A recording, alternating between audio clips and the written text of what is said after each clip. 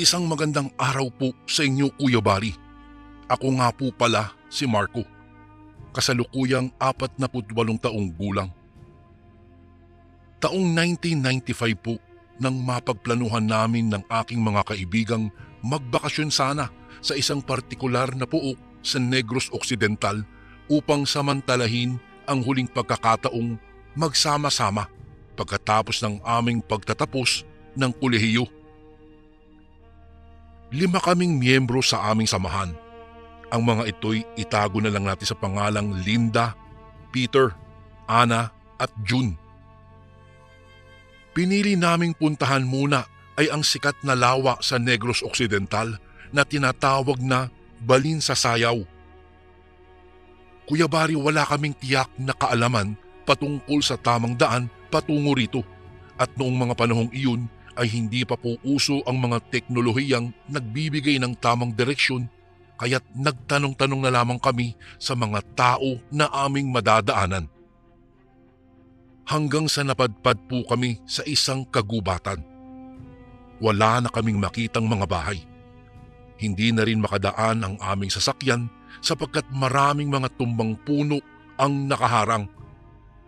Sa kasamaang palad, saktong naubusan pa ng gas ang aming sinasakyan. Wala rin kaming ideya kung papaano kami makakalabas sa liblib na kagubatan na iyon kaya't bumaba na lang kami ng kotse at tinahak ang masukal na kakahuyan. Nang marating namin ang kalayuan, natanaw namin ang isang munting kubo kaya't nagpasya kaming tignan kung mayroong tao doon. Nakakandado ang pintuan ng kubo. Ngunit ilang minuto ang lumipas, nasaksihan namin ang isang lalaking sa tansya ko po'y 40 taong gulang na naglalakad papalapit. Ito'y nakasuot ng asul na t-shirt na may mahabang manggas, pantalon at salakot sa kanyang ulo. Buhat-buhat niya ang isang malaking bungkus ng mga patpat sa kanyang kanang balikat. Ayan, ito ate may-ari ng kubo. Wika ni Linda. Oo nga no, pasang-ayon naman ni June. Hinintay namin ang paglapit ng lalaki. Matalim ang mga tingin nito sa amin na animoy tinatanong sa kanyang isipan kung bakit kami naroroon sa tapat ng kanyang kubo. Inilapag nito ang bungkus ng mga patpat sa lupa. Sabay-sabay naming itong binati ng magandang hapon. Hindi ito nagpakita ng kagaanan ng loob, bagkus agarang kaming inusisa ukol sa aming pakay. Ako na Kuya Bari ang nagpresenta para ipaliwanag ang dahilan kung bakit nga kami napunta sa lugar na iyon. Ang katwiran ko'y naligaw kami kuya sa gitna ng aming biyahe patungo sa lawa ng Balin sa Sayaw. Gumuhit ang kuryosidad sa mukha ng lalaki at saka nagsabing hindi niya kami matutulungan sa pagtuklas ng tamang daan patungo roon sapagkat hindi rin siya pamilyar dito. Boss, pakituro na lang po sa amin ang daan palabas dito sa liblib na kagubatan kung inyo pong mamarapatin. Mungkahi ni Ana nang may buong paggalang. Hindi ko kayo masasamahan sapagkat kailangan ko ring ipahinga ang aking katawan mula sa pangangahoy. Ngunit bibigyan ko na lamang kayo ng mapa. Tugon ng lalaki, saka kami pinaghintay ng saglit habang kinukuha niya ang mapa sa loob ng kanyang kubo. Lumipas lamang ang ilang sandali. Lumabas ito tangan-tangan ang mapa sabay abot nito sa amin. Naku, maraming salamat po. Agad na wika naman ni Peter. Matapos magpasalamat, saka kami nagpaalam sa lalaki. Dahil hapon na nang simulan naming sundan ang direksyon na itinuturo sa mapang binigay ng lalaki, naabutan kami ng pagsapit ng dilim kaya't nagpahinga muna kami sa gitna ng masukal na kakahuyan. Mabuti na lamang ay dala namin ang mga travel bags kaya't naglatag kami ng kumot sa damuhan at saka nagpasyang matulog muna habang pinapalipas ang gabi. Sa kalagitnaan ng aking pagtulog, nagising ang aking diwa nang maramdaman ko ang paggalaw ni June na siyang nakapwesto sa aking kanang tabi. Bumangon ito, bit-bit ang nakabukas na flashlight. Nagulat ito nang bigla akong magsalita upang tanungin kung saan siya pupunta. Akala kasi nito'y mahimbing na akong natutulog. Ang sabi niya'y tutugunan niya lamang ang tawag ng kalikasan. Ay, ganun ba? Sige June, mag-ingat ka ha. Paalala ko rito. Ano? Para saan ngang mag-ingat? Naku, mapaniwalain ka pa rin talaga sa mga kwento-kwentong katatakutan? Sabi nito at pangising-ngisi pa. Hindi naman sa ganun. Pinapaalalahanan lang kita. Liblib na lugar kasi ito kung saan madalas naninirahan ang mga sinasabi nilang aswang. Lalo pang natawa si June sa aking sinabi. Ay naku, ewan ko sa iyo Marco. Pagkasabi nito'y lumakad na siya papalayo. Kuya Barry, sa aming magkakaibigan, ako lang talaga ang naniniwala sa mga haka-haka patungkol sa mga aswang. Nagkalat kasi ang mga sari-saring kwento tungkol dito sa aming probinsya doon sa Bicol. Ang mga kaibigan ko naman ay laking syudad kasi kung kaya't hindi sila sanay na makarinig ng mga ganito. Sapagkat ako rin ay religyoso, ipinagdasal ko na lamang ang kaligtasan ni June. Napansin kong napatagal ata ang pagbabawas ni June. Ganun pa man, sa sobrang antok ko din Kuya Barry, ay nahulog akong muli sa mahimbing na pagkatulog. Oh, asan si June? Ito ang bumungad sa akin pagkamulat ko ng mga mata ko nang sumapit ang umaga. Andyan lang siguro yun, baka tinawag lang ng kalikasan. Wika naman ni Linda. Pero nagpaalam nung kagabi sa akin Sabi niya magbabawas lang daw siya. Sambit ko naman. Pare-parehong kumunot ang kanilang mga noo, kasabay ng paniningkit ng kanilang mga mata. Ang ibig sabihin lamang nito'y talagang nawawala si June. Nagpasya kaming apat na hanapin si June sa magkahiwa-hiwalay na landas. Magkasama kami ni Linda at sina Ana at Peter naman ay magkasamang tinahak ang salungat na direksyon. Halos mawala na kami ng boses katatawag sa pangalan ni June. Umaasang maririnig kami nito kung nasaan man siya. Ngunit ilang oras na ang lumipas mula nang simulan namin ang aming paghahanap. Nabigo kaming mahanap itong si June. Minalas pang walang signal sa lugar kaya't hindi namin matawagan ang numero ng telepono ng bawat isa. Nang abutan ng pagod, nagpasya kami ni Linda na bumalik sa pinagkasunduang tagpuan naming magkakaibigan. Nadatnan namin doon sina Peter at Ana na hingal at nagpupunas ng kanilang pawis. O ano, hindi rin niyo ba siya nakita? Nanghihinang tanong ni Ana. Sabay kaming umiling ni Linda. Laylay ang mga balikat naming nagpahinga sa ilalim ng higanting puno. Sari-saring mga katanungan ang biglang bumalot sa aming isipan habang pinoproseso pa rin namin sa aming mga utak ang biglaang pagkawala ni June. Napagkasunduan naming huwag na munang magpatuloy sa paglalakbay sapagkat kumakapit pa rin kami sa kakarampot na tsansang babalik si June doon sa huling lugar kung saan namin siya huling nakasama.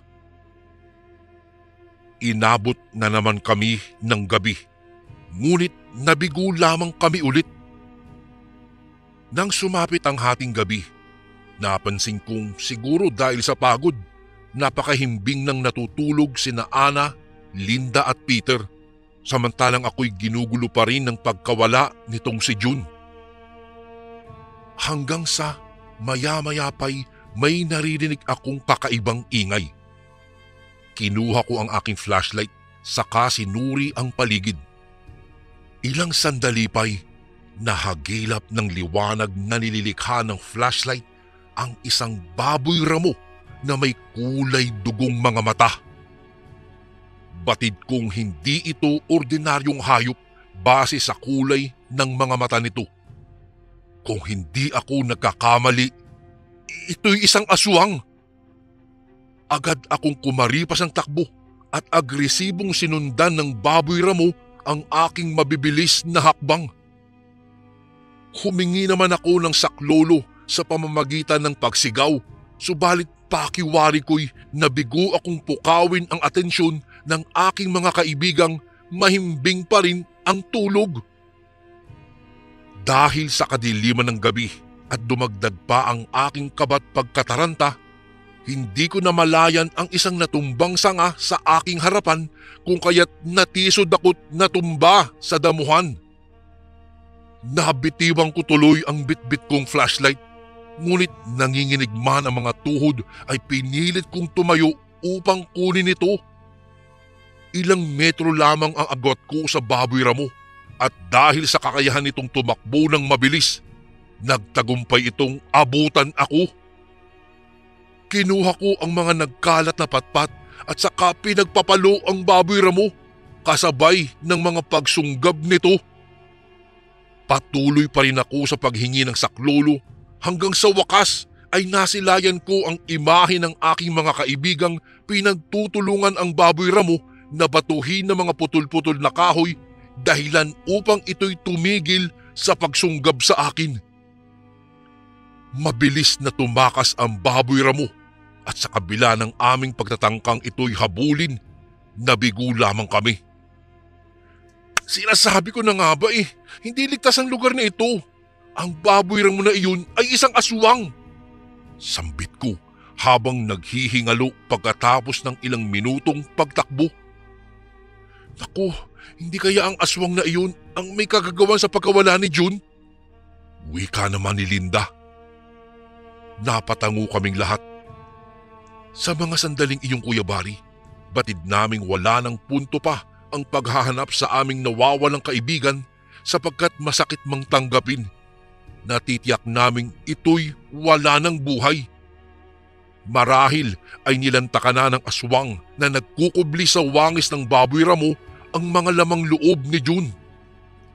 At hindi malabong sa mga susunod pang araw, kung hindi pa kami makaalis sa kagubatang iyon, ay kakaharapin din namin ang parehong sinapit ng aming kaibigan. Teka muna, hindi nyo ba napapansin? Parang paikot-ikot lang din naman tayo sa kagubatang ito kahit pasundin natin ang direksyong nakasaad dito sa mapa. Napaisip kaming lahat sa sinabi ni Peter.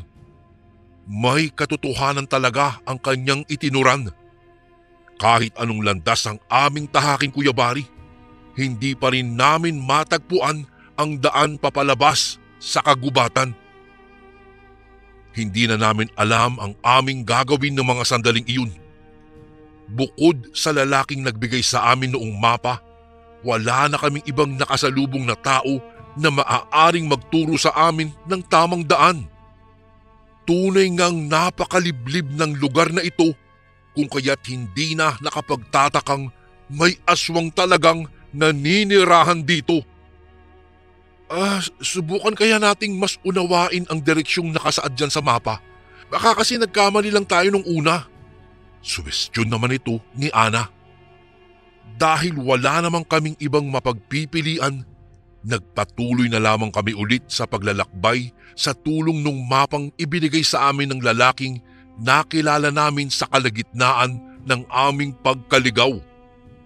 Sa kasamaang palad, inabot muli kami ng paglubog ng araw at sa bawat pag-ihip ng hangin, naninindig ang aking mga balahibo sa kakaibang presensyang animoy nakakubli lamang sa likod ng kadiliman. Naubos na ang baterya ng flashlight ni Ana, samantalang ang sa aming tatlo ni Linda at Peter naman ay pahina na ng pahina ang nililikhang liwanag.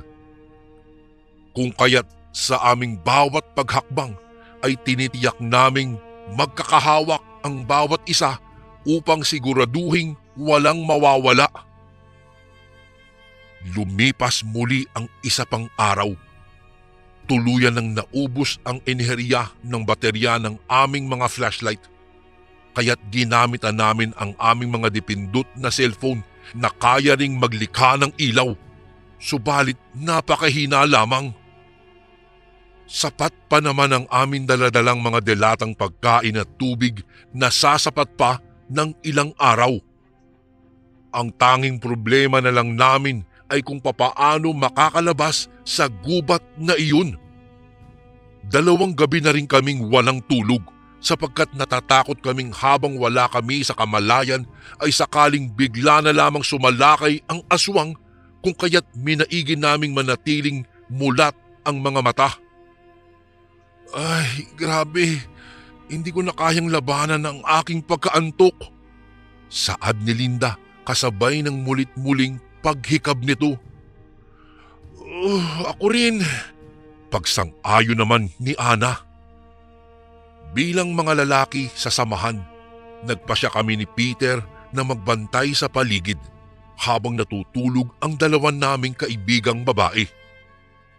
Naglatag kami ng kumot sa damuhan at nahiga roon sina Linda at Ana, habang kami naman ni Peter ay parehong nakaupo sa tabi. Sa kabila ng aking labis na pagkaantok, pinilit ko ang sariling huwag makatulog upang maging alerto sa posibleng kapahamakan. Samantalang si Peter naman ay napansin kong wala na sa kamalayan at ilang minuto lang ay narinig ko na itong humihilik. Ganon pa man, Kuya Bari, hindi na ako nag-abala pang gisingin ito. Sa hindi ko inaasahan ay bigla rin akong nakatulog at hindi ko na maalala ang mga sumunod na mga pangyayari noong gabing iyon. Nagising na lamang akong hinahanap nila ang presensya ni Linda. Ang naiwan na lamang ay ang kumot na ginamit nito noong gabi noong siya'y natutulog. Naku, kasalanan ko to. Kung di lamang ako nakatulog, mababantayan ko sana si Linda. Wika ni Peter habang tumatangis. Nilapitan ko naman ito't pinaalalahanang walang may kasalanan. Kahit ako, Kuya Bari, sinisisi ko rin ang aking sarili sa nangyari sapagkat hindi ko nagawang tuparin ang aking pangakong babantayan ko sila. Subalit wala namang may gusto na mangyari ito at ang tanging magagawa na lang namin ay tanggapin ang masalimuot na nangyari. Guys, makinig kayo. Walang may kasalanan sa atin. Imbis na sisihin ang sarili, mag-ingat na lamang tayo sa mga susunod. Mungkahi ni Ana na siya namang sinang-ayunan ko. Tumakbo na ang mahabang oras at kami tinatahak pa rin ang daan palabas doon sa agubatang iyon.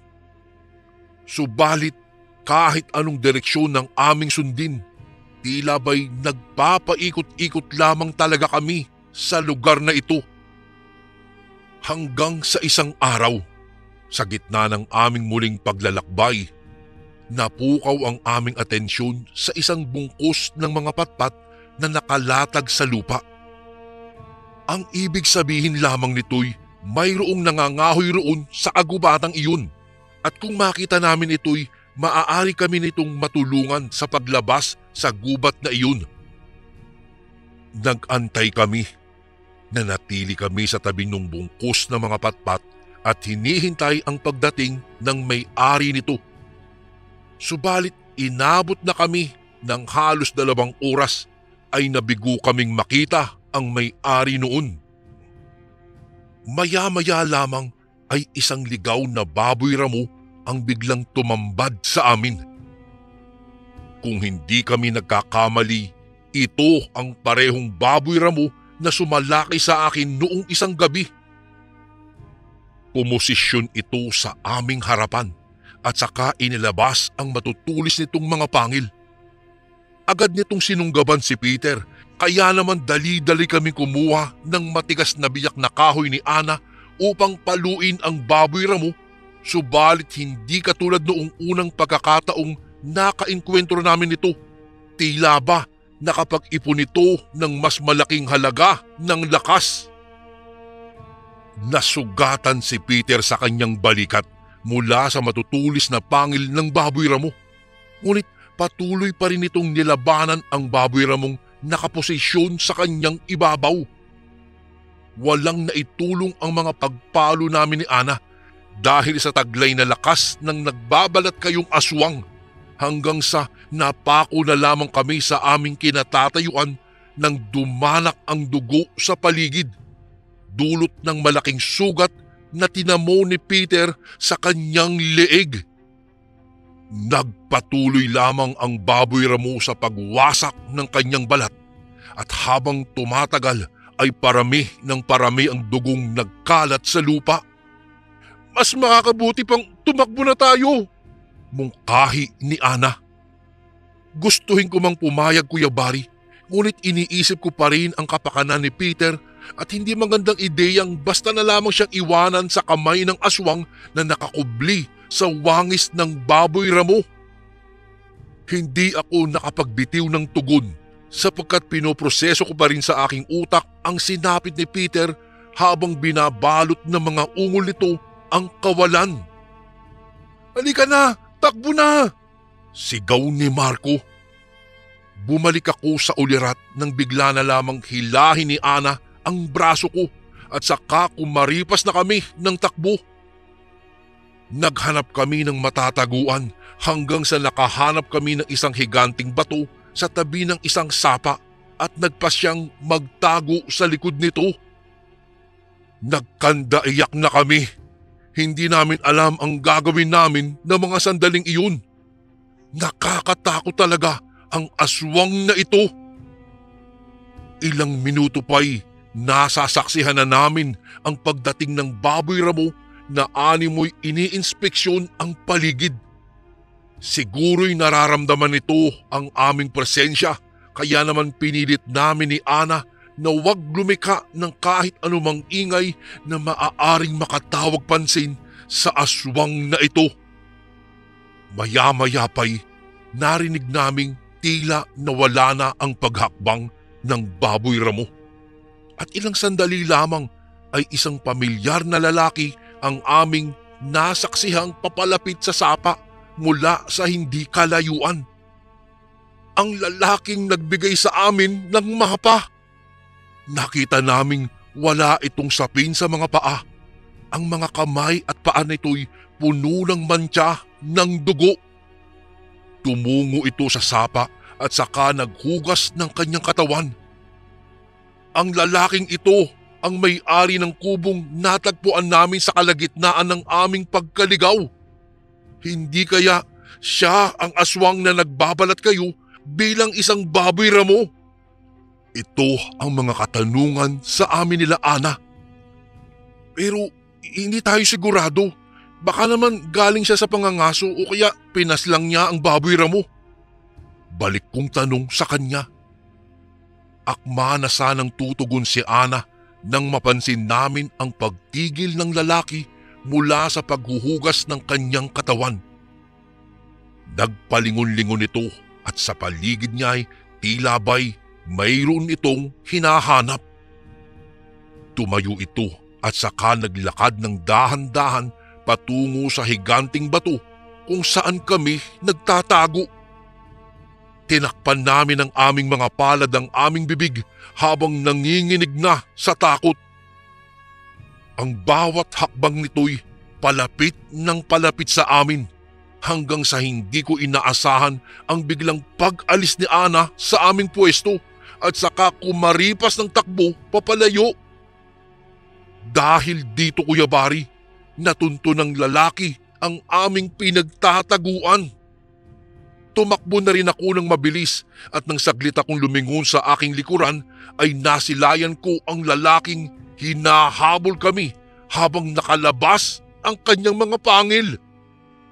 Tama nga ang hinala ni Ana na ito ang aswang na nagbabalat kayo bilang isang baboy ramo.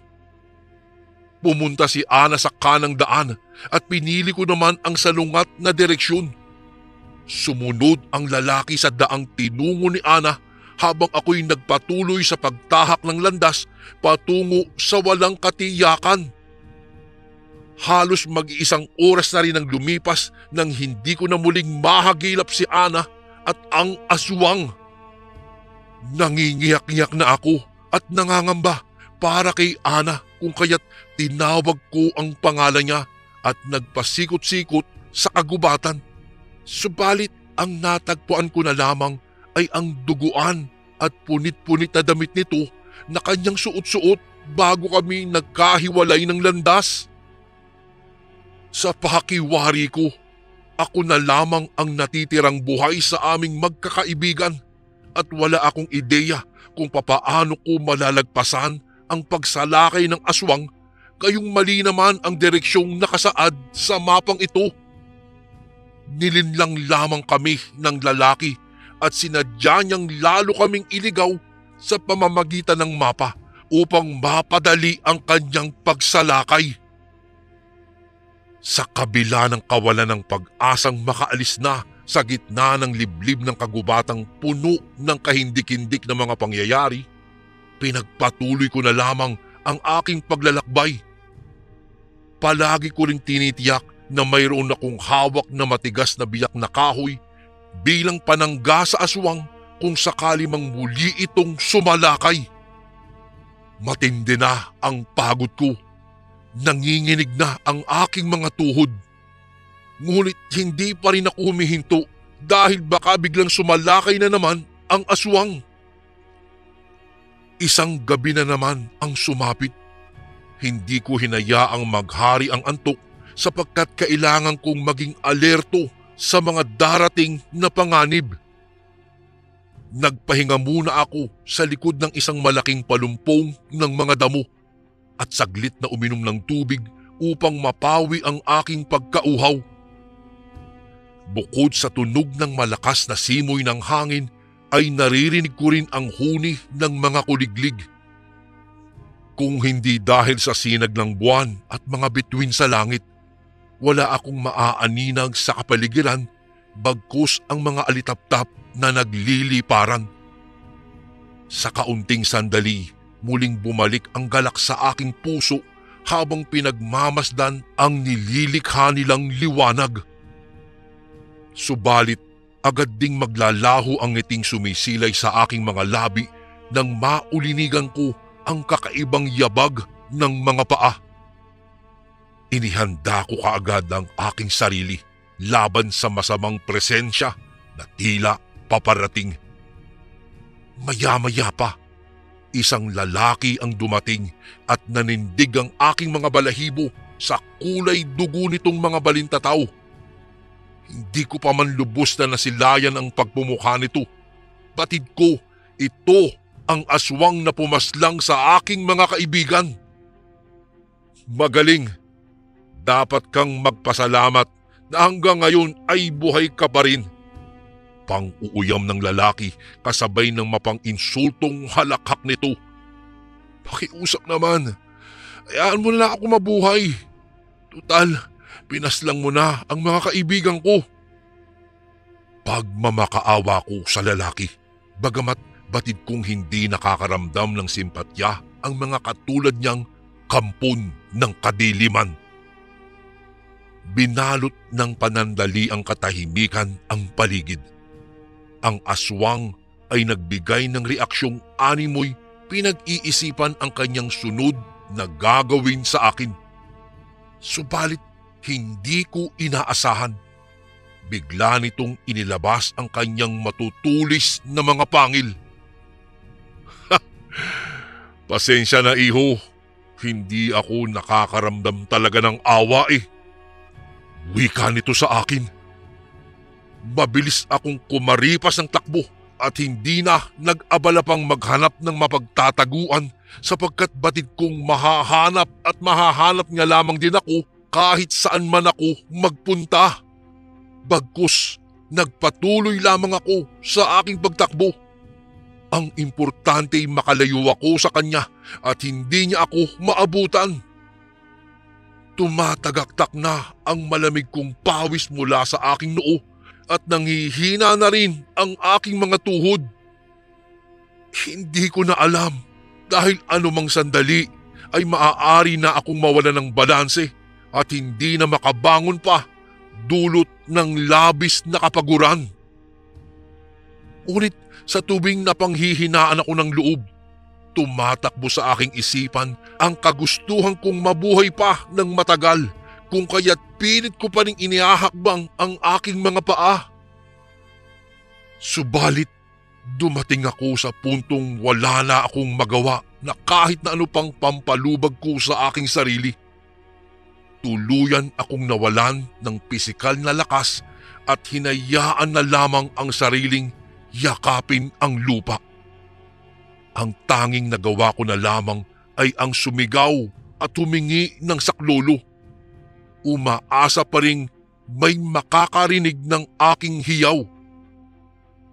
At tila ba'y dininig nga ng kapalaran ang aking hinanaing, sapagkat habang ako'y nakahandusay pa rin sa lupa, isang pares ng mga paang nakasuot ng tsinelas ang nahagip ng aking mga mata.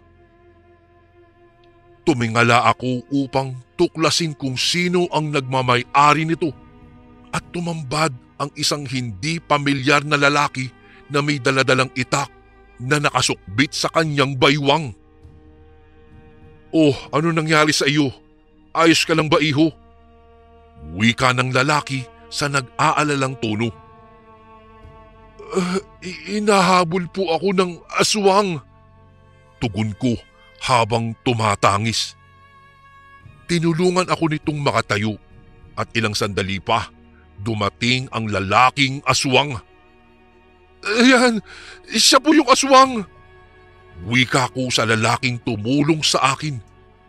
Agad naman itong binunot ang kanyang itak at bumuwelo ito bago salakayin ang aswang. Sinunggaban naman kaagad ito ng aswang, subalit magaling umilag ang lalaki. Sa pamamagitan ng kanyang matulis at matalas na itak, nagawa niyang patamaan ng taga ang aswang sa tagiliran nito. Tumagas ang dugo mula sa sugat na natamo ng aswang at namilipit ito sa sakit. Nang hindi na ito makalaban pa, ay tahasang sinaksak na ng lalaki ang aswang sa dibdib upang tuluyan ng wakasan ang buhay nito. Unti-unting nawalan ng hininga ang aswang at hindi na muli pang nagmulat ang mga mata nito.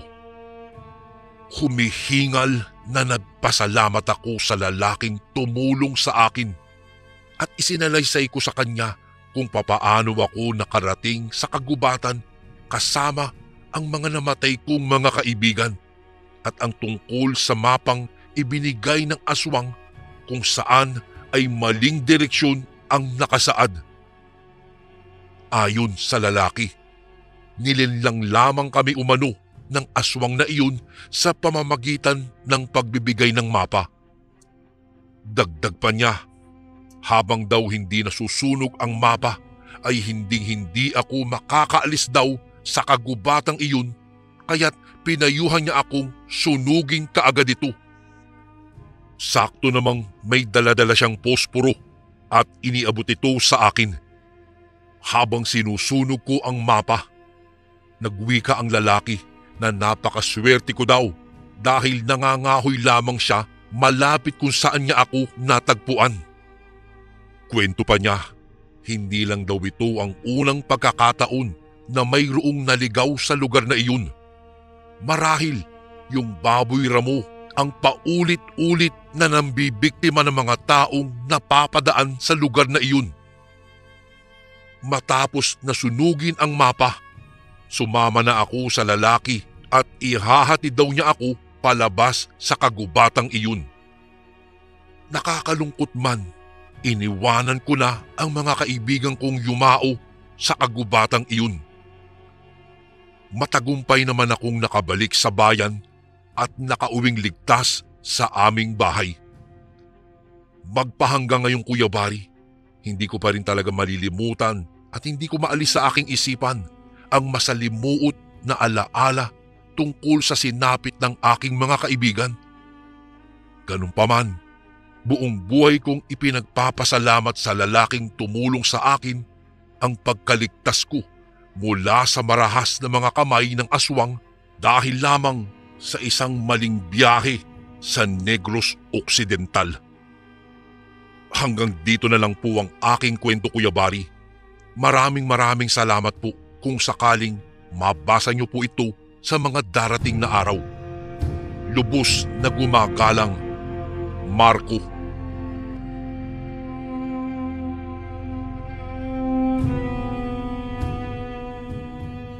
Isang magandang araw po sa inyo, Kuya Bari.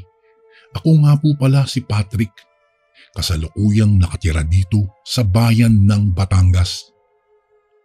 Kuya Bari, hindi ko na lamang po babanggitin pa kung saan ako sa Batangas nakatira. Nangyari po ito dekada 80. Isang araw, habang ako ay naggagapas ng tubo, ay nakita ko itong aming kapitbahay na si Mang Cardo, na kapwa ko din manggagapas ng tubo. Kaya naman ay nilapitan ko ito upang makipagkwentuhan sapagkat magdadapit hapon na po at nakakaramdam na ako ng pagod. Mang Cardo, tama na yan, hapon na po. Wika ko kay Mang Cardo.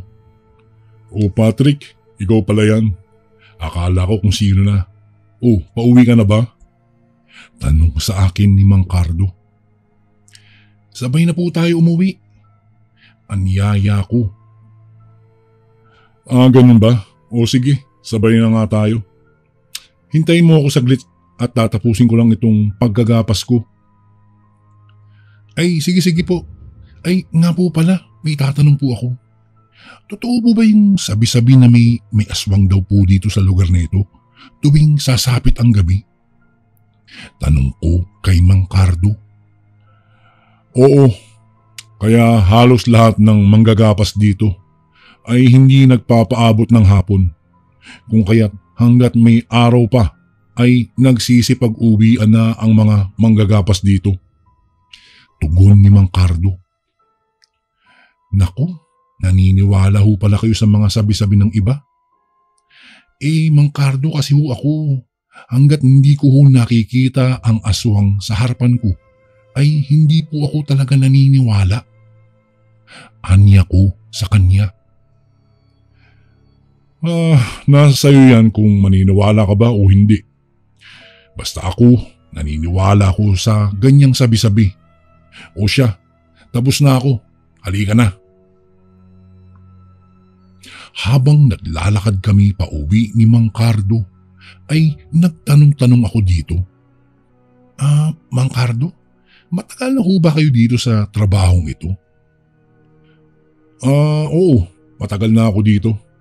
Kaya hindi na bago sa akin ang hirap at pagod sa panggagapas ng tubo. Mang Cardo, nakakita na ho ba kayo ng aswang o elemento sa lugar na ito? Tanong ko kay Mang Cardo.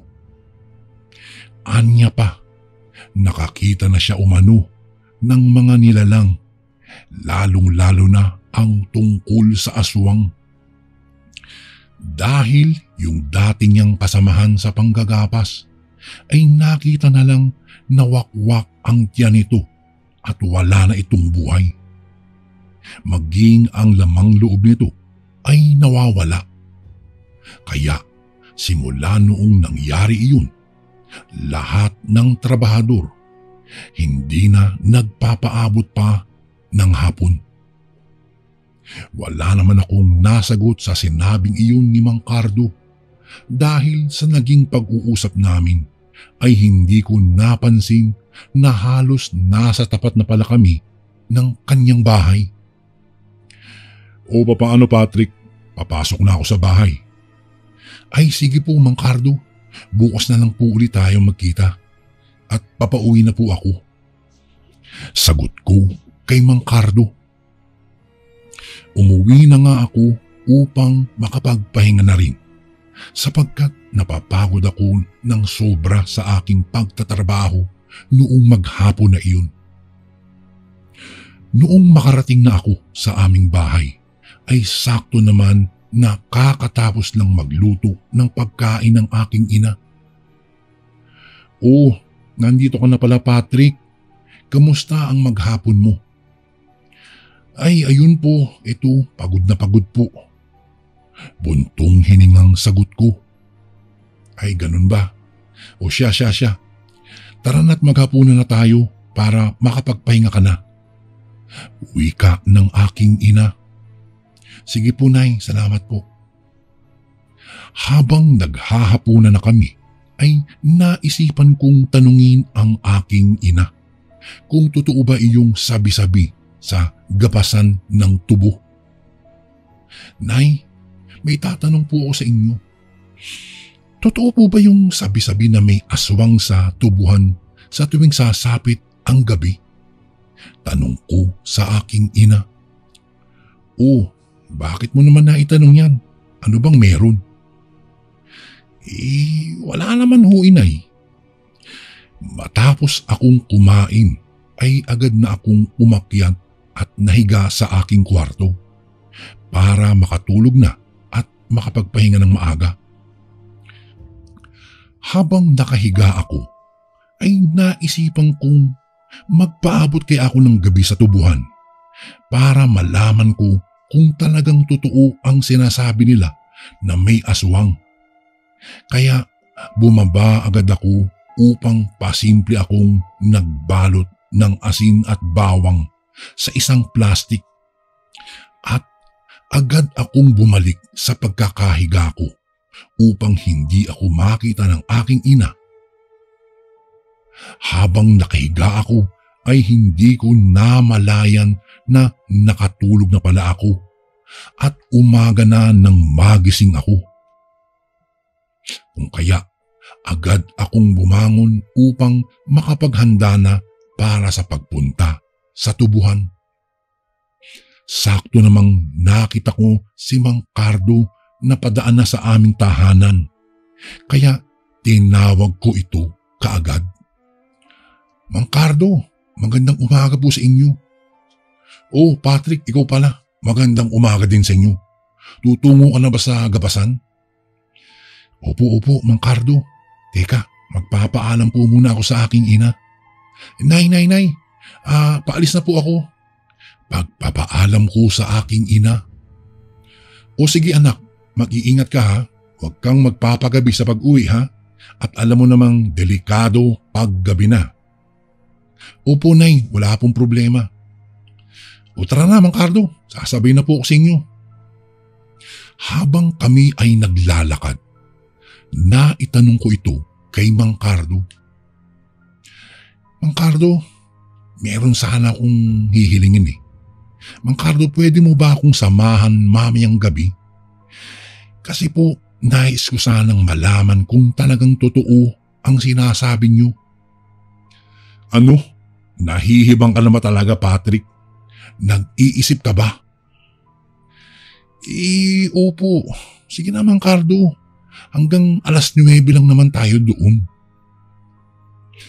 At dahil sa nagpupumilit ako, ay napapayag ko itong si Mang Cardo. Habang naglalakad kami, ay nakarating na kami sa aming gagapasan.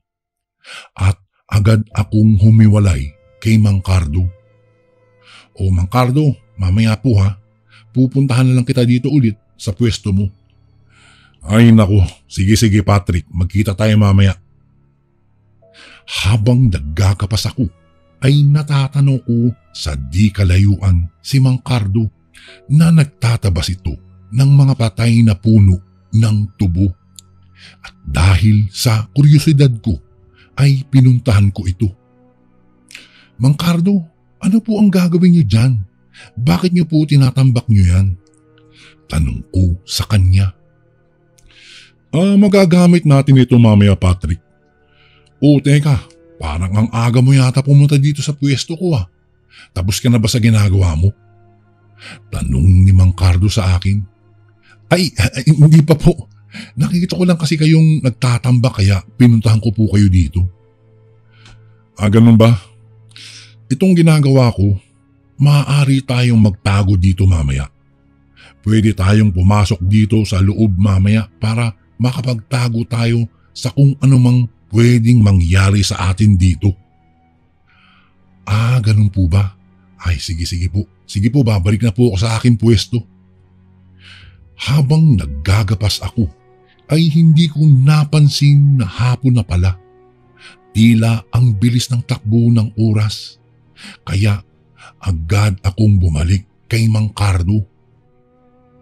Mang Cardo, tama na po yan. Hapon na po. Pahinga na tayo. Aba, oo nga no. Ang bilis ata ng oras ngayon ah. Uwi ka ni Mang Cardo sa akin. Oo nga po eh. Hindi ko nga din napansin. Sagot ko kay Mang Cardo. O sige, maghanda ka na mula sa oras na to. Maghihintay na tayo dito sa pwesto ko. Sige po Mang Cardo. May dala din po akong bawang at asin dito. Mabuti kung ganun. Magagamit natin yan mamaya. O sige, tara na. Pwesto na tayo doon sa tinamba ko para kahit papaano makakapasok agad tayo sa ilalim ng mga tubo. Habang naghihintay kami ay naramdaman namin na dumidilim na. Kaya't naisipan ni Mang Cardo na magsigana ng apoy dahil nilalamok na kami. Maya-maya pa ay may naririnig na kaming kaluskusan sa di kalayuan sa aming pwesto. Mang Cardo, naririnig mo ba yung mga kaluskusan na yun? Tanong ko kay Mang Cardo. Oo Patrick, ganito pakiramdaman lang natin sa oras na lumapit sa atin ang kaluskusan na yan. Pag lumapit yan, ay agad tayong papasok sa ilalim ng tubuhan O teka, ilabas mo na yung dala mong bawang at asin. Habang nakikiramdam kami, ay nagulat na lang kami dahil yung kaluskusan ay napalitan ng pag-angil ng hayop. Kaya hinanap namin ito. Ngunit laking gulat namin dahil yung nag-aangil ay malapit lang pala sa amin ito at nasipat ko ang mga mata nito na namumula. Ayan na Patrick, ayan na ang gusto mong makita. Hindi naman ako nakapagsalita sa sinabi ni Mang Cardo, kung kaya't ang tanging nagawa ko lang ay ang dukutin ang asin at bawang sa aking bulsa habang nanginginig sa takot. Habang nakatitig ako sa mga mata ng aswang ay hindi ko na napansin ang pagsugod nito sa akin. Mabuti na lang at kaagad akong nahatak ni Mang Cardo. Patrick, takbo! Bilisan mo, pumasok ka doon sa loob ng tubuhan. Magtago ka doon sa ilalim at hintayin mo ako doon. Kaagad naman akong tumakbo patungo doon sa tinambak ni Mang Cardo na tubo. Hindi pa rin ako makapaniwala sa nakita ko at halos maiyak ako sa mga mata na nakita ko at nagbigay sa akin ng labis na trauma. Noong makapasok na ako ay maigi ko namang pinakiramdaman ang buong paligid. Nang bigla na lang may sumigaw sa labas at naghihiyaw. Kaya't minabuti kong silipin si Mang Cardo at doon nga ay nakita ko na nakadagan ang aswang sa kanya. Kaya't naglaas loob ako. Dahil hawak-hawak ko ang asin at bawang, ay naisipan kong hagisan ang aswang dahilan upang bumitaw ito sa pagkakapatong kay Mang Cardo. Agad ko naman itong hinatak sa loob ng tubuhan. Mang Cardo, ayos lang ba kayo? Oo, Patrick, ayos lang ako. Mas mabuti nang dito na lang tayong magpaabot ng umaga. Sigurado kong aalis din yun pagkat nasugatan ko iyon sa kanyang likuran dahilan upang maghihiyaw ito sa sakit kanina. Habang nakikiramdam kami ni Mang Cardo, isinaboy ko muli ang asin sa paikot sa aming pwesto upang sakaling bumalik ang aswang ay hindi kami ito malalapitan nito. Maya-maya'y lumapit ako kay Mang Cardo upang humingi ng dispensa. Mang Cardo, pasensya na po kayo ha. Pati kayo nadamay po sa kalokohan ko. Ay naku Patrick, ayos lang yun. Pero alam mo, sa totoo lang, gusto ko rin talagang malaman kung totoo talaga ang sabi-sabi sa lugar na ito. Ngayong alam na nating totoo talaga. Simula bukas ng umaga, hindi na ako dito magtatrabaho pa. Ganun ba? Iiwanan mo na ang gapasan, Mang Cardo? Oo, Patrick. Matanda na ako. Baka dito pa ako mamatay sa gapasan na ito. Kaya maghahanap na lang ako bukas ng panibagong trabaho. Yung ligtas. Ay, ganun po ba, Mang Cardo? Sige po, baka ako rin po ay ganun na rin po gagawin ko. Maghahanap pa rin po ako ng ibang trabaho para sa aking kaligtasan. Habang nakikiramdam kami ay hindi na namin napansin na umaga na pala. Kung kaya't nang silipin namin ang labas ay mataas na ang sikat ng araw.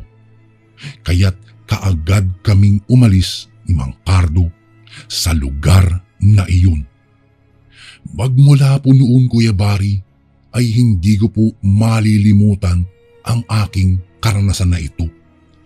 At natahimik na ang aking kuryosidad tungkol sa aswang. Isang pangyayaring hindi ko na malilimutan pa dahil sa aking trabaho bilang isang manggagapas sa tubuhan. Hanggang dito lang po ang aking kwento, Kuya Barry. Maraming salamat po. Lubos na gumagalang, Patrick.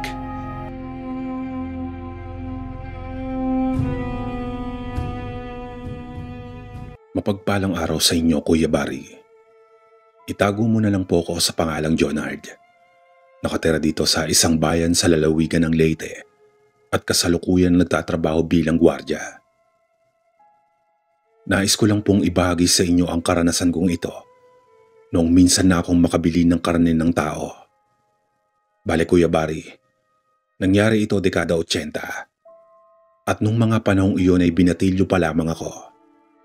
Isang araw noon, habang kami ay patungong dagat para pumalaot, inutusan naman ako ng aking ama na balikan ang naiwan naming pagkain sa bahay. Jonard, balikan mo nga yung pangtanghalian natin sa bahay. Nakakalimutan kong bitbitin eh. Utos ng aking ama sa akin. Nagmadali naman akong umuwi sa bahay para kunin ang naiwan namin na pagkain. Sapagkat maghapon kaming papalaot ng aking ama sa karagatan upang manghuli ng isda. Nang makarating na ako sa bahay ay kaagad ko namang tinanong kay nanay kung nasaan ang baon namin. Nay, nasaan ho ang baon namin? Nailigpit nyo na po ba? Nakakalimutan kasi ni tatay na bitbitin eh. Tanong ko sa aking ina, nakasalukuyang naguhugas ng pinggan ng mga sandaling iyon. Nariyan sa lamesa, anak. Akala ko hindi nyo nababalikan, kaya niligpit ko na lang. Tugon nito. Ganun ho ba? Sige po, kukunin ko na. Para makabalik na rin ho ako kaagad kay ama. O siya, sige anak. Mag-iingat kayo sa pagpalaot ha. Bili ng aking ina. Nang makuha ko na nga ang nakabalot na baon namin, ay nagmadali na akong bumalik sa aking ama upang makalaot na kami. Pagkadating ko sa tabing dagat ay nakita ko ang aking ama na may kausap na isang lalaki. Kaagad ko naman silang nilapitan. Tay, nandito na ho ako. Papalaot na ho ba agad tayo? Tanong ko sa kanya. Oo anak, itulak mo na yung bangka natin para makapag-umpisa na tayong pumalaot. Nang maitulak ko na ang bangka ay agad na kaming sumakay ng aking ama at nagsaguan. Makalipas ang ilang sandali ay nasa malalim na parte na kami ng dagat. Tapos ay nagwika ang aking ama ng, Jonard, tulungan mo nga ako sa paglalatag ng lambat. Agad ko naman siyang tinulungan at nang matapos na naming ilatag ay pinatagal muna namin ng ilang oras upang siguradong pag-ahon ay may huli. Tay, pwede na ho siguro ito. Iahon na natin ang lambat. Anya ko sa aking ama. Maya-maya na anak, magtanghalian na muna tayo, gutom na kasi ako. Wika niya sa akin habang binubuksan ang baon namin. Nang matapos na kaming magtanghalian ay kaagad na naming hinatak ang lambat. At tama nga ang aking ama, marami ang nahuli naming isda. Kaya naman isang ahon lang ay umuwi na kaagad kami pagkat puno na ang aming lalagyan. Jonard, pagkadating natin sa bahay, pupunta tayong palengke para ibenta natin ang mga nahuling isda ngayong araw. Wika ng aking ama sa akin. Sige ho. O tay, pwede po bang bumili tayo ng karne? Para naman makatikim tayo ng ibang ulam. Palaging laman dagat na lang po kasi ang ulam natin. Pagsuswestiyon ko sa aking ama. Sige anak, nauumay na rin ako sa palaging ulam na isda eh. Sagot nito. Agad ko namang ikinatuwa ang sinabi ng aking ama. Kaya naman nang makarating na kami sa dalampasigan, ay agad ko namang inihagis ang tali ng bangka sa buhangin. At nagmadali na akong bumaba upang itali ito sa puno ng nyog. Nang sa ganun ay hindi tangayin kung sakaling tumaas ang tubig dagat. Nang maitali ko na nga, ay agad kong tinulungan si ama na magbuhat ng aming huli. Pagka-uwi namin sa bahay ay kaagad nagbukod ang aking ama ng ilang isda upang maulam namin at magawang daing. Yung ibang isda naman ay dadalhin namin sa palengke. Anak Jonard, tera na't ito na ang dalhin mo. Ako na doon sa isang batya, pagkat mabigat iyon at baka hindi mo kayanin. Wika ng aking ama. Makalipas lang ang ilang sandali, ay nakarating na kami sa palengke. Kaagad namang pinagkumpulan ang dala naming isda, kung kaya mabilis ring iyon naubos. Nang maubos na iyon ay inaya na ako ng aking ama na bumili na kami ng karne para makauwi na kami kaagad sa bahay at makapagpahinga. Habang namimili na kami ng aking ama ng karne, ay may lumapit sa amin na matandang babae at nag-alok ito ng karne ng baboy sa napakamurang halaga. Noong makita ng aking ama ang karne ng baboy, ay hindi na ito nag-atubiling bilhin iyon. Dahil sa bukod sa presko, ay binigay lang sa amin ng napakamurang halaga. Madilim na rin ang mga sandaling iyon. Habang naglalakad kami sa daan pa uwi, ay nagwika ako sa aking ama nang, Tay, dumidilim na. Malayo-layo pa ang lalakarin natin pa uwi sa bahay. Ayos lang anak. Ang mahalaga nakabili tayo ng mauulam bukas. Tugon ito sa akin. Habang naglalakad kami sa gilid ng daanan, napansin namin ni ama na parang may asong nakasunod sa amin. Kaya naman binilisan namin ang paglalakad. Makalipas lang ang ilang minuto ay nakarating na kami sa bahay. Kaagad namang binigay ng aking ama ang karne ng baboy na nabili namin sa aking ina. Dahil sa sobrang pagod ko na maghapong iyon, ay kaagad na akong nakatulog noong makahiga na ako sa kwarto. Kaya naman umaga na nang magising ako. Pagkagising ko ay hindi ko na nakita ang aking ama. Kaya naman tinanong ko ang aking ina kung nasaan ito. Umalis ang ama mo at mamayang gabi na raw ang uwi noon. Sagot nito sa tanong ko. Habang nagkakape ako sa tapat ng bahay ay napansin ko na may asong nakaupo sa tapat ng aming bakuran habang nakatingin sa gawin ng aming bahay. Kung kaya hinayaan ko na lang iyon at matamang pinagmasdan habang nagkakape ako. Noong sumapit na ang dilim ay saktong nakauwi na ang aking ama at naisip kong tignan ulit ang aso sa labas ng bakuran. Pagkasilip ko sa may bintana ay nakita ko ngang hindi ito umaalis sa kinapupwestuhan. Kaya naman sinabi ko na ito sa aking mga magulang. Nagulat naman ang aking ama sa kanyang narinig. Kaya napagpasyan rin itong silipin ng asong sinasabi ko. Noong sinilip niya nga ito sa labas, ay nanlaki ang kanyang mga mata. Pagkat hindi isang aso ang kanyang nakita, kundi isang malaking kalabaw sa di kalayuan sa aming bahay. Kaninong kalabaw yung nasa labas? Wala namang kalabaw ang mga kapitbahay natin ha. Kunot noong tanong ng aking ama. Kaagad naman akong lumapit sa aking ama at sumilip na rin para makiusyoso sa nakita nitong kalabaw na sinasabi. Matapos ko nga iyon silipin, Kuya Bari, ay nangilabot talaga ako sa aking nakita. Sapagkat nakita kong namumulang nagbabaga ang mga mata ng kalabaw na tinutukoy ng aking ama. Jonard, hayaan mo na yan, baka naligaw lang iyan dito. Wika ng aking ama sa akin. Noong mag-umpisa na magluto ang aking ina at noong mahiwa na nga nito ang karne ng baboy, ay aksidenteng natapunan ito ng asin. Kung kaya nagulat ang aking ina at napasigaw ito. Dahil sa ang karne ng baboy na natapunan ng asin, ay bigla na lamang itong nangitim at umaalingasaw ang amoy na animoy nabubulok na laman. Kaagad kaming napatakbo ng aking ama papalapit sa aking ina. At kahit kaming dalawa rin ng aking ama ay nagulat sa aming nakita. Dahil sa ang karneng nabili namin ay naging karne iyon ng tao. Lintik, hindi tao ang nabilihan natin ng karne ng baboy. Napalatak na wika ng aking ama. Kaagad naman itong kinuha ang umaalingasaw na karne at itinapon sa likuran ng aming bahay. Putya, bukas ka lang na aswang ka. Makikita mo at lilibutin ko ang buong palengke para lang mahanap kitang animal ka. Galit na sambit ng aking ama pagkabalik nito sa loob ng bahay. Kinabukasan nga'y maaga kami nagpunta ng aking ama sa palengke upang hanapin ang nag-alok kahapon ng karne sa aking ama. Pero sa kasamang palad ay hindi na namin iyon nakita pa.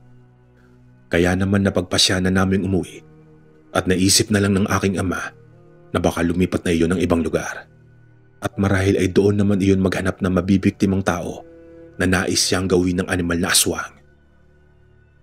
Mula nga nung mangyari sa amin ang kababalaghang iyon, ay hindi na kami basta-basta bumibili ng mga nag-aalok na karne, Kuya Barry. Sa halip ay nagpupunta na lang kami sa mismong katayan o kaya'y palengke. Upang doon na lang bumili at sa mismong nakapwesto kami bumibili at sa kakilala namin. Mas pinili ko na lang din na mag-ulam ng isda kaysa makakain pa ako ng karne ng tao. Na noong araw na iyon ay nanatili na lang kami ng aking amang mangisda kaysa bumili ng karne ng baboy. Maraming beses na din kami nagpabalik-balik ng aking ama sa palengke upang hanapin ng matanda. Ngunit ni anino ng matanda na nag-alok sa amin ng karne ay hindi na namin nakita. Ipinagtanong-tanong na rin namin kung may nakakita o nakakakilala ba sa matanda naglalako ng karne. Ngunit walang nakakakilala sa matanda. Kung kaya hindi nagtagal, ay itinigil na lang namin ang paghahanap sa matanda. Hanggang dito na lang po ang aking kwento, Kuya Barry.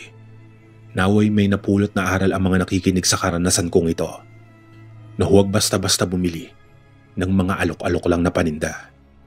Pagkat hindi natin alam kung karne pa ba ng hayop ang mga ibinebenta ng mga iyon, lalo na sa liblib na baryo. Hindi naman po sa nilalat ko. Pero mas maiging mag-ingat tayo, lalo na pagdating sa pagkain. Muli ay maraming salamat po sa inyong lahat.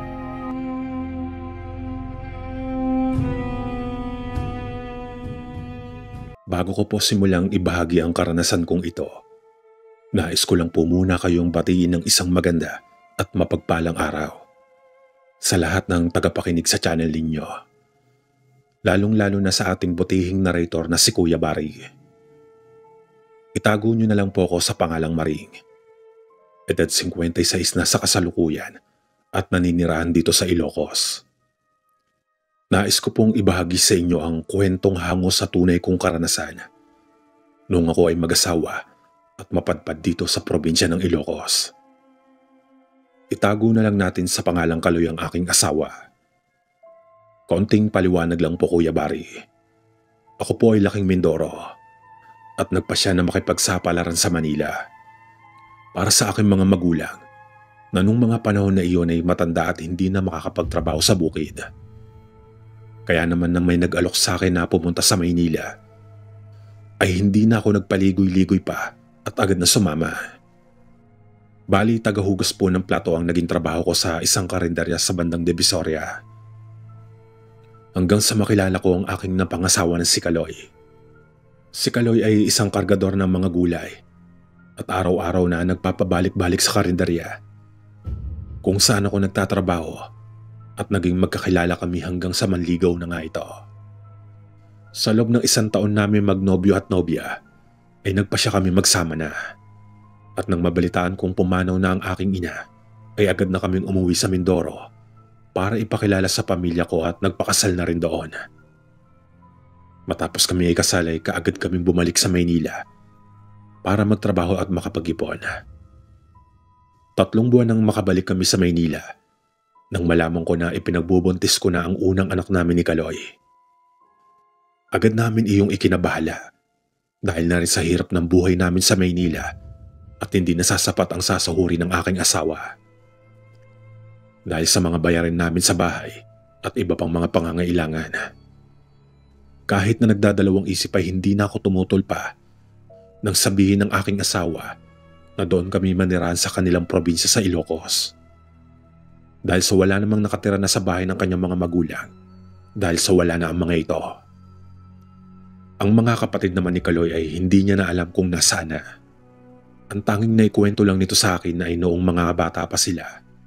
Tila iniiwas ng kanilang ina ang mga nakababatang kapatid niya sa isa nilang kamag-anak.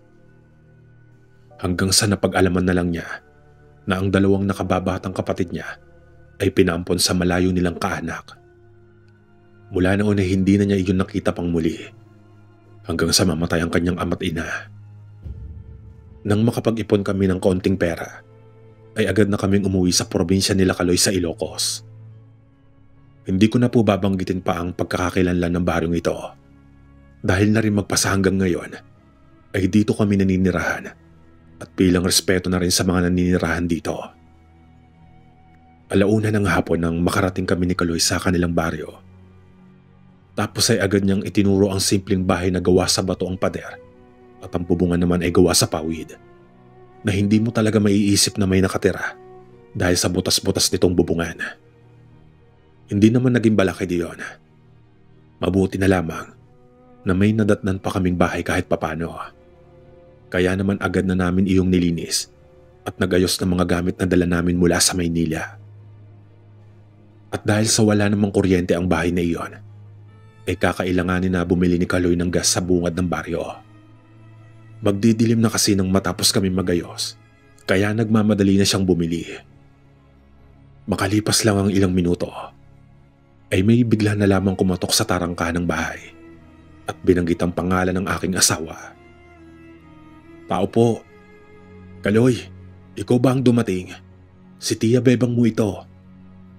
Nang marinig ko iyon sa matandang boses at nagpakilala, ay kaagad ko iyong pinagbuksan ng pinto at nagmano. Magandang araw po. Ako po pala ang asawa ni Kaloy. Wala pa po kasi ang aking asawa, pero pabalik na po iyon. Bumili lamang ng gas para sa ilawan. Maupo po muna kayo, Manang Bebeng. Tugon ko saka pinapanhik sa loob ng aming bahay. Ang bango mo naman, Iha. Biglang bulong nito habang papasok sa tarangkahan. Kaya naman agad akong napatingin sa matandang tiyahin ni Kaloy.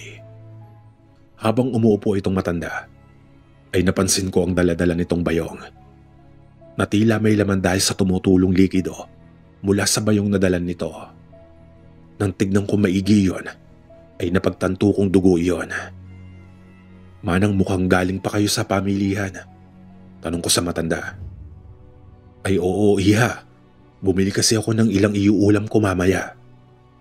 Sagot nitong nakangiti sa akin at nag-alok pa ito na kung gusto ko daw ba ng karne na nakalagay sa kanyang daladalang bayong. Dahil sa hiya ay hindi na ako nakahindi sa matanda. Habang iniaabot niya ang isang hiwa ng karne, ay napansin ko na para bang bagong katay lang iyon. Dahil noong abutin ko na ang karne ay naramdaman ko na mainit-init pa iyon. Kaya naman agad ako nagtanong sa kanya kung malapit lang ba ang bilihan ng karne. Makalipas pa ang ilang minuto ay narinig ko na ang boses ng asawa ko na tinatawag ako. Kaya agad ko na siyang sinalubong. At sinabi na niya ng kanyang tiyahin habang hawak-hawak pa rin ang karneng galing sa bayong ng tiyahin ng asawa ko. Nang makalapit itong si Kaloy sa akin, ay agad itong nagtanong kung saan galing ang aking bitbit na karne. Ito ba? Galing ito sa Tia Bebeng mo. Habang sinasabi ko yun sa aking asawa, nakita ko sa kanyang mga mata na tila ba nagulat ito sa mga sinabi ko. Nang makapasok kami sa loob, agad na nagtanong itong si Kaloy kung nasa nang sinasabi kong si Tia Bebeng. Napatingin ako sa kinauupuan ng Tia Bebeng ng asawa ko. Nagulat ako nang mapansin ko na walang kahit sino ang nakaupo sa upuan na iyon. Ang tanging natira doon ay ang bayong nito na may mga laman na karne. Kahit na nagtataka sa mga pangyayari, ay nagpasya na lang ako mag-asikaso at tuluyan na nagpadingas para na rin makapagluto ng hapunan at makapagpahinga na rin. Habang nagpaparingas, ay inihanda ko naman ang karneng ibinigay ni Tia Bebeng ni Kaloy. Habang hinihiwa ko ang karne at inihahanda ko ang sibuyas at bawang para sa karneng iluluto ko, nang makarinig kami ng isang malakas na pagaspas ng isang ibon sa bandang itaas ng aming bubungan. Kaya naman agad na kumuha ng patalim ang asawa ko at lumabas. Nagulat ako nang isigaw ni Kaloy ang isang pamilyar na pangalan. Tia Bebeng, pati ba naman ako ay dadalihin mo? Hindi ka pa ba nakontento sa mga kapatid ko? At pati kami ng asawa ko ay tataluhin mo pa. Alam kong ikaw iyan, Tia Bebeng. Pangalan iyon ng kanyang tiyahin. Kapag may nangyaring hindi maganda sa asawa ko at magiging anak namin, hindi ako magdadalawang isip na patayin ka, lintik ka. Galit na sigaw ng aking asawa at hinamon pa nito ang aswang. Nang tumingala ako sa aming bubungan, kung saan namin naririnig ang pagaspas, nang nakita ko sa butas ang tila malaking payong. Nakiramdam pa ako sa paligid dahil sa may mga naririnig na akong yapak ng paa na paikot-ikot sa aming bahay. Nang maya-maya pa ay nakita kong may mga mapupulant at lilisik na mata ang nakasilip sa butas ng dingding namin. Dahil sa gulat at takot ay nagsisisigaw talaga ako ng malakas. Agad namang pumasok ang aking asawa. Ngunit nang ituro ko sa kanya ang mapupulang mga mata ay wala na iyon. Makalipas ang ilang minuto ay may narinig kaming katok sa aming tarangkahan. Iho, Kaloy, ibalik nyo na lang ang aking karne kung ayaw nyo. Kayo na nga itong binigyan eh. Rinig naming sambit ng nasa likod ng aming tarangkahan. Agad na kinuha naman ng aking asawa ang bayong ng kanyang tiya. Nakalanghap pa kami ng amoy na hindi talaga kaaya-aya. Tila nabubulok iyon ng mga laman loob ng hayop. Pagkatapos ay mabilis na inilabas ni Kaloy ang bayong ng kanyang tiya. Nang buksan niya ang tarangkahan para iabot sa matanda ang kanyang bayong na may lamang karne. Nagulat na lang kami nang wala na kaming makita na kahit anong bakas ng matanda. Kaya naman sa takot ay itinapon na lang namin ang bayong sa labas ng tarangkahan. Kinabukasan ay hinanap at napag-alaman namin sa kalapitbahay namin na kinuha iyon ng matandang pinaghihinalaan na aswang sa kanilang baryo. Simula po noon ay hindi na namin nakita pa ang tiyay ng asawa ko at naging mas maingat pa kami. Hanggang sa maipanganak ko na ang panganay namin. Hanggang dito na lang po ang ibabahagi kong karanasan. Sana po ay nagustuhan nyo at naway makapagbahagi pa po ako ng mga karanasan ko dito pa rin sa baryo ng aking asawa. And again, maraming salamat po mga kasundo. Don't forget to subscribe and i-click nyo lang po yung bell na button para updated po kayo sa mga upcoming videos namin na paparating. Maraming salamat po ulit. God bless and ingat po lagi dyan. Ito po si Kuya Bari at ako ang Sundo.